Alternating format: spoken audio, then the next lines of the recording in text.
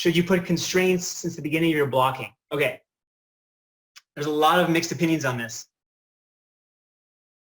If you're going to show an acting shot that's pretty complicated and big, and it has lots of potentials for constraints, so like a character needs to like pick up stuff or carry stuff for a while, what you might want to do on your very first viewing of it is either show the director or supervisor it without the object that he's carrying. Say, here's the timing of my character. I didn't want to set up the constraints yet because it's a pain in the ass, and maybe you don't want him holding it on this shoulder, or maybe you want it on this hand. Or you can do it where you just have like dirty constraint, where it's not correctly set up with locators yet. You've just constrained the object straight on the hand in that spot, but later on it'll have to be adjusted. But once you get the idea there, like even if it's very early blocking, there's only like a key every 4 or 10 frames, and you're like, that's how I'm going to do it.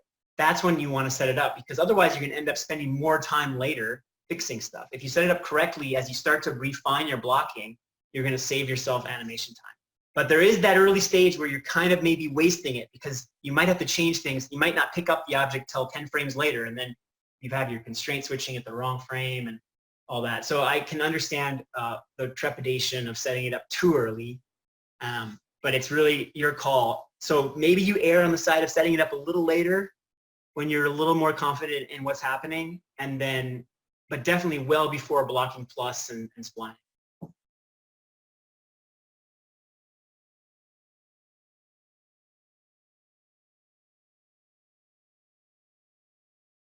Okay, this one's pretty interesting. This is, I'm assuming, more for acting.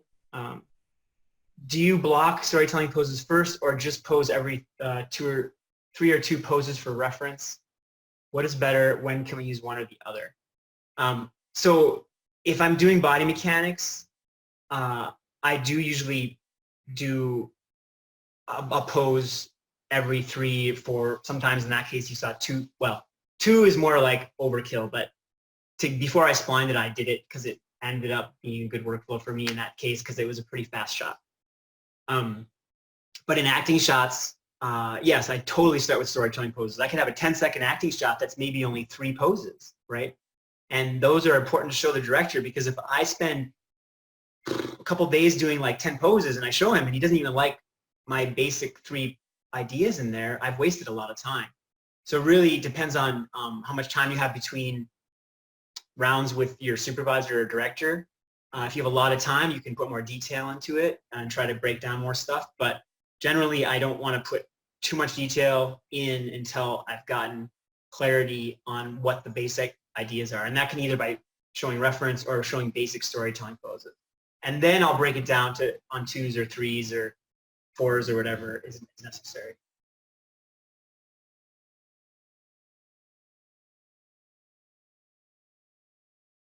Do you think that blocking in spline is a bad idea? I prefer that way because I avoid loading things later. So this is a question that every animator has, basically layering over blocking. And my theory behind this is it is totally up to the animator. When I'm doing, I prefer blocking because I'm 2D trained. So I used to animate when I was in school flipping paper, which means I was animating in step. I was animating the keys, and then I was having to fill in the in-betweens. So I was trained right from the beginning to do it in stepped form, but with pencil and paper. And nowadays, since most people aren't doing that, the advantage of layering, which is what you're talking about, like you're splining from the start and you keep layering over it more and more detail, versus blocking, which is where you put all your poses on, and that's what I'm showing you here. And you refine the poses until you're at a point where like, okay, now I have a lot of poses. In this file, for example, let's just open Picker again. Stuart, here he is.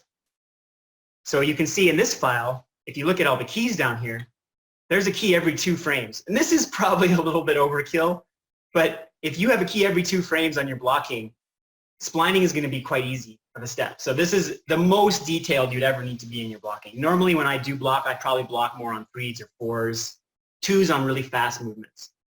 But this was more of an example of detailed blocking. So the advantage between blocking versus splining. Okay, so the psychology that I can tell you, the tip behind this would be, if the shot favors subtle movement over clear posing and mechanics, I think for me and many people, layering animation is very, very powerful and much easier to do. If I'm acting and even gesturing, whatever, and the camera is framed like this, you see it's very close up. And I have lots of like sighs and shoulder shrugs and maybe a few gestures. When you do blocking for that, you're gonna have a pose here, pose there, maybe a pose there, maybe a little just here. You're not gonna feel the timing of it very well. And because the pose changes are fairly insignificant, they're just like head tilts, you can still show it in blocking, but when you start to spline, you're kind of starting over.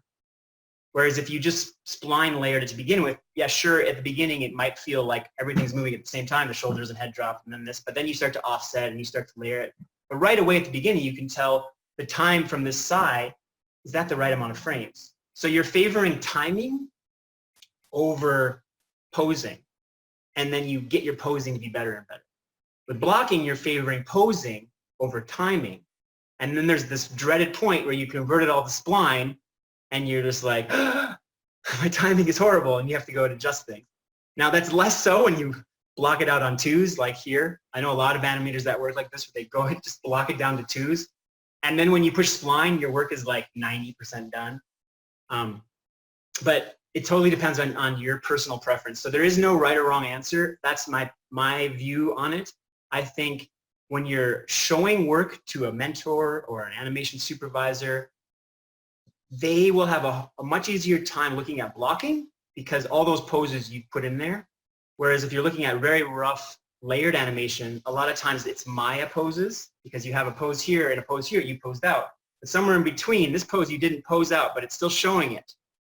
And that pose might be frozen on, and the director and the supervisor might be like, oh, this is all wrong. And you're like, well, yeah, because I didn't pose it out, but they don't know that. So the problem with layering is you can run into those problems where you're getting a lot of critique and work on stuff that you didn't mean to show. So I do know of animators that work in spline and then convert it to stepped when they want to show. They pick the frames they want to key on and convert to stepped and then replay blast. It's another method. It's great. I would say maybe 10 to 20% of the people at Real Effects work in spline. I've heard more than 50% of the Pixar animators work in spline. At Sony and Blue Sky, I would say 95% work in stepped. But it depends on the studio. I think it depends on the person. I don't know at Disney and DreamWorks, but I'm going to guess that 25% would work in spline layering mode versus blocking. It's just a guess. It's always the minority, but there are people that do it. Sorry, that was a long answer, but it's a good question.